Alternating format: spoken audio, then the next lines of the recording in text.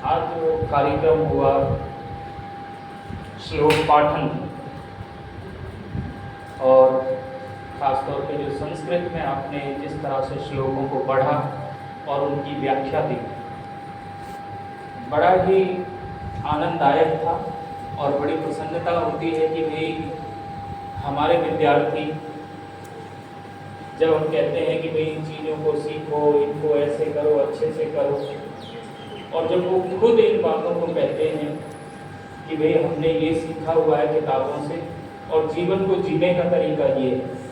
बहुत सारे बच्चों ने बड़े अच्छे अच्छे श्लोक, अखंड मंडलाकारं व्याप्तं येन चराचर तत्पदं दर्शनानि येन तस्मै श्री गुरुवे नमः। अभी एक बच्चे ने कहा भी था, बताया भी था, और भी येषां न विद्या तपो न दानम ज्ञानम न शीलम गुणो न धर्म ते मृत्युलोके भुवि भारभूता मनुष्य रूपे मृगाश्चरन्ति।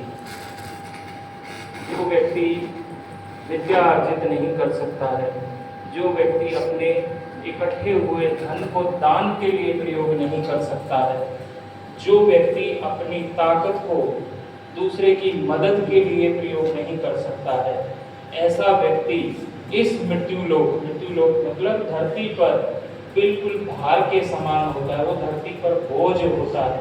और दूसरे शब्दों में कहा जाए तो वो कैसे होता है?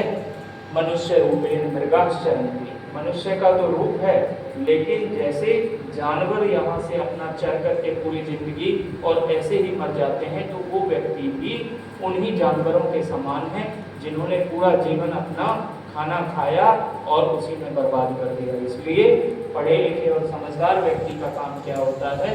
अपनी और दूसरों की भलाई के लिए विद्या का अर्जन करना।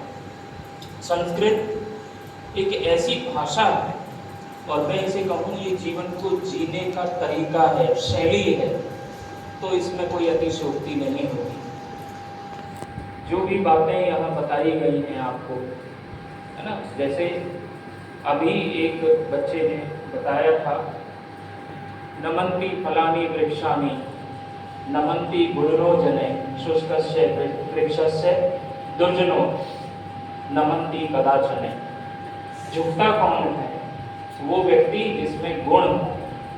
नम्र वही रह सकता है, दूसरों के सामने वही हाथ जोड़ सकता है। जैसे कि वृक्ष, वो झुकता वही वृक्ष है जिस पर क्या लगते हों?